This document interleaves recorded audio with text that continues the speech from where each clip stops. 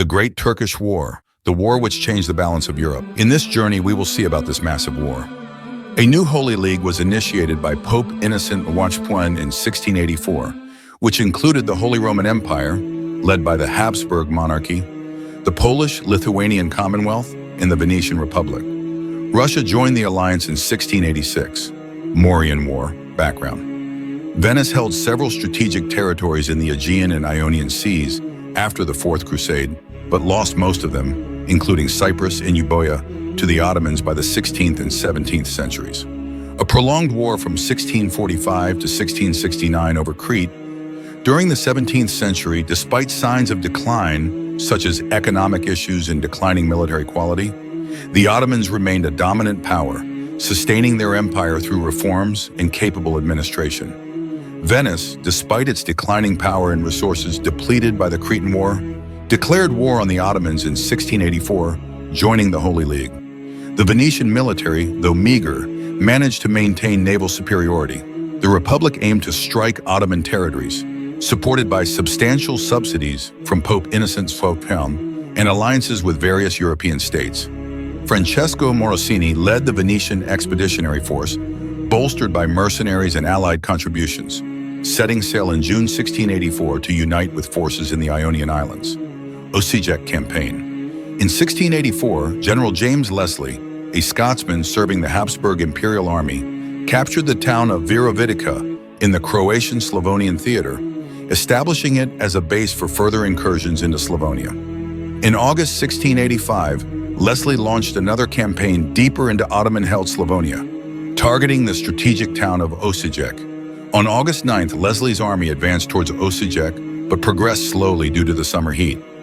Captain Gaspar Balog's vanguard of 500 cavalrymen quickly captured Miholjak. By August 12th, Leslie's main army reached the Karasika River, where they learned of nearby Ottoman forces. Leslie used deceptive maneuvers to create the illusion of a larger army. A skirmish ensued, with Croatian cavalry inflicting losses on the Ottomans, who ultimately retreated to Osijek. On August 13th, Leslie's army reached Osijek and set up a large camp to intimidate the Ottomans. In the ensuing battle, Croatian cavalry attacked and routed the Ottoman flanks, forcing their troops to retreat inside Osijek. The next day, Leslie's forces continued reconnaissance and destroyed local infrastructure, including the wooden Suleiman Bridge over the Drava River. Siege of Buda, 1686. Background. Following the Ottoman failure in the Second Siege of Vienna, Emperor Leopold I sought to counterstrike and reclaim Hungary, aiming to regain Buda from the Ottomans. With support from Pope Innocent I, the Holy League was formed on March 5, 1684, comprising King Jan Sobieski of Poland, Emperor Leopold I, and the Republic of Venice. However, their initial attempt to seize Buda ended in defeat, as the Austrians and their allies had to retreat with significant losses after a 108-day siege. The siege. In 1686, 2 years after the unsuccessful first siege of Buda, a renewed campaign was started to take the city. This time, the Holy League's army was much larger, consisting of 65,000, 100,000 men. On June 12th, long columns departed along both banks of the Danube. 4 days later, they arrived near Buda, where engineers built bridges and soldiers dug trenches to cut the city off from Ottoman lines. Inside Buda, Ottoman commander Abdi Pasha rallied his Janissaries and Sipahis to defend the city. Buda's central feature, Buda Castle, was surrounded by higher and lower towns, with the latter still showing damage from a previous siege, despite repairs. The Allied army seized the empty pest across the Danube and dug trenches, facing occasional artillery fire and skirmishes from Ottoman forces. On June 21st, Allied batteries began bombarding the lower town, creating breaches within 2 days.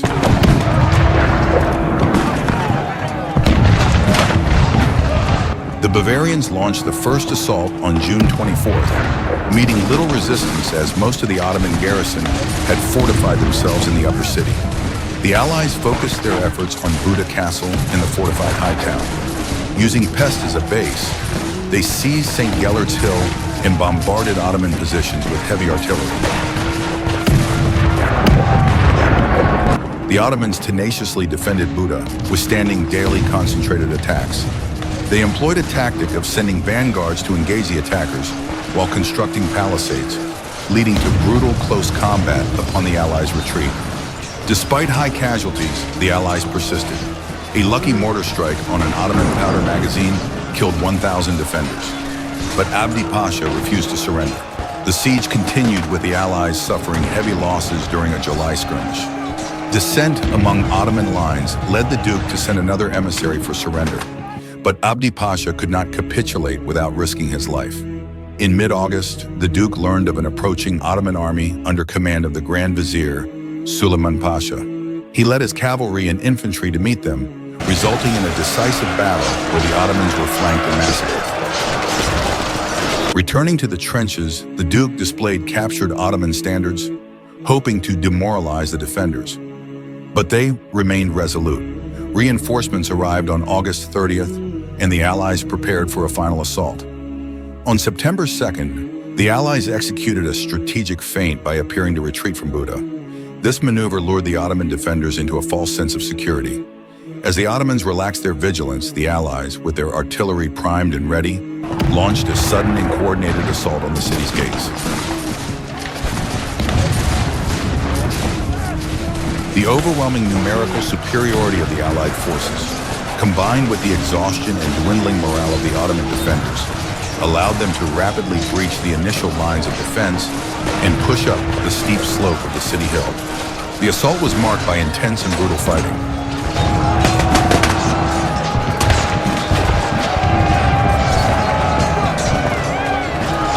Despite strict orders from the Duke and Elector of Bavaria to spare any surrendering prisoners, the chaos and ferocity of the battle led to a grim slaughter. The Allies advanced through the city, and many defenders, caught between the advancing forces and their own dwindling numbers, were killed as they attempted to resist or flee.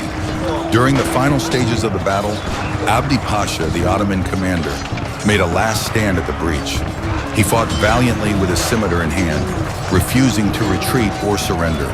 His determined defense was a testament to his courage, but it ultimately proved futile against the relentless Allied assault.